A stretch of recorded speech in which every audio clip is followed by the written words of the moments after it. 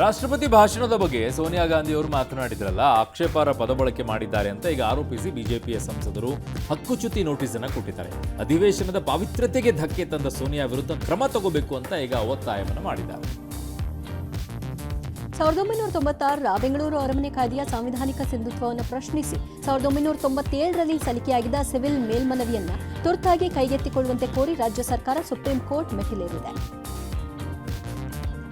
ಮಣಿಪುರ ಹಿಂಸಾಚಾರಕ್ಕೆ ಪ್ರಚೋದನೆ ನೀಡಿದ ಆರೋಪ ಸಿಎಂ ಬೀರೇನ್ ಸಿಂಗ್ ವಿರುದ್ಧ ಈಗ ಕೇಳಿಬಂದಿದೆ. ಮುಖ್ಯಮಂತ್ರಿಗಳು ಮಾತನಾಡಿದ್ದಾರೆ ಅನ್ನೋ ಆಡಿಯೋಗಳು ಸೋರಿಕೆಯಾಗಿವೆ. ಇದೀಗ ಸುಪ್ರೀಂ ಕೋರ್ಟ್ ಅಂಗಳ ತಲುಪಿದೆ. ಆಡಿಯೋ ಅಸಲಿಯತ್ತಿನ ಬಗ್ಗೆ ಸರ್ಕಾರಿ ಫಾರೆನ್ಸಿಕ್ಸ್ ಲ್ಯಾಬ್ಗೆ ಆದೇಶ ಕೊಟ್ಟಿದೆ. ಮುಂದಿನ ವಿಚಾರಣೆ 24ಕ್ಕಿದೆ ಮಾರ್ಚ್. ಜೆಡಿಎಸ್ನ ಯಾವುದೇ ಶಾಸಕರನ್ನ ಸಂಪರ್ಕ ಮಾಡಿಲ್ಲ. ಆಪರೇಷನ್ ಎಲ್ಲ ಸುಳ್ಳು. ಆದರೆ ಜೆಡಿಎಸ್ ಕಾರ್ಯಕರ್ತರಲ್ಲಿ ನೋವು ಮಡುಗಟ್ಟಿದೆ. ಅವರು ಎಷ್ಟು ದಿನ ಅಂತ ಕಾಯ್ತಾರೆ? ಅದಕ್ಕೆ ನಮ್ಮ ಪಕ್ಷಕ್ಕೆ ಬನ್ನಿ ಅಂತ ಹೇಳಿದ್ದೀನಿ ಅಂತ ಡಿಕೆ ಶಿವಕುಮಾರ್ ಹೇಳಿದ್ದಾರೆ. ಅಯೋಧ್ಯೆ ರಾಮ ಮಂದಿರದ ಪ್ರಧಾನ ಅರ್ಚಕ ಆಚಾರ್ಯ ಸತ್ಯೇಂದ್ರ ದಾಸ್ ಆರೋಗ್ಯ ಬಿಗಡಾಯಿಸಿದೆ. 85 ವರ್ಷದ ಅವರು ವಯೋಸಹಜ ಕಾಯಿಲೆಯಿಂದ ಬಳಲ್ತಾ ಇದ್ದಾರೆ. ಅವರನ್ನ ಲಖನೌ ಆಸ್ಪತ್ರೆಯಲ್ಲಿ ದಾಖಲಿಸಲಾಗಿದೆ. ಕೆಆರ್ಪೇಟೆ ತಾಲೂಕಿನ ಹೇಮಾವತಿ ಎಡದಂಡೆ ನಾಲೆಗೆ ನೀರು ಹರಿಸದ ಅಧಿಕಾರಿಗಳ ಮೇಲೆ ಮಾಜಿ ಸಚಿವ ನಾರಾಯಣಗೌಡ ಕೆಂಡಾಮಂಡರಾಗಿದ್ದಾರೆ. ನಾಲೆಗೆ ನೀರು ಬಿಡದಿದ್ರೆ ಪ್ರತಿಭಟನೆ ಮಾಡಬೇಕಾಗತ್ತೆ, ನಿಮ್ಮ ಕಚೇರಿಗೆ ಬೀಗ ಹಾಕ್ತೀವಿ ಅಂತ ಆವಾಜ್ ಬೇರೆ ಹಾಕಿದ್ದಾರೆ.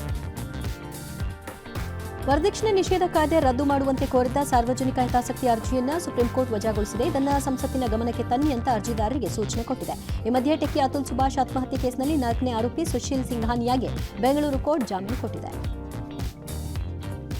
ಕೃತಕ ಬುದ್ಧಿಮತ್ತೆ ರಂಗದಲ್ಲಿ ಸಂಚಲನ ಸೃಷ್ಟಿಸಿದ ಚೀನಾದ ಡೀಪ್ ಸೀಕ್ಗೆ ಅಮೆರಿಕದ ಟೆಕ್ ಸಂಸ್ಥೆ ಓಪನ್ ಎಐ ಟಕ್ಕರ್ ಕೊಡೋಕೆ ಮುಂದಾಗಿದೆ.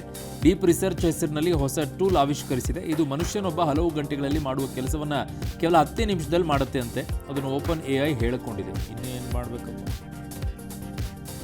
ಭಾರತ ಮೂಲದ ಅಮೆರಿಕ ಪ್ರಜೆಯೇ ಗಾಯಕಿ ಚಂದ್ರಿಕಾ ಟಂಡನ್ಗೆ 67ನೇ ಗ್ರಾಮಿ ಪ್ರಶಸ್ತಿ ಲಭಿಸಿದೆ. ಆಕೆ ರೂಪಿಸಿದ Triveni album best new age ವಿಭಾಗದಲ್ಲಿ ಪ್ರಶಸ್ತಿ ಗಿಟ್ಟಿಸಿದೆ.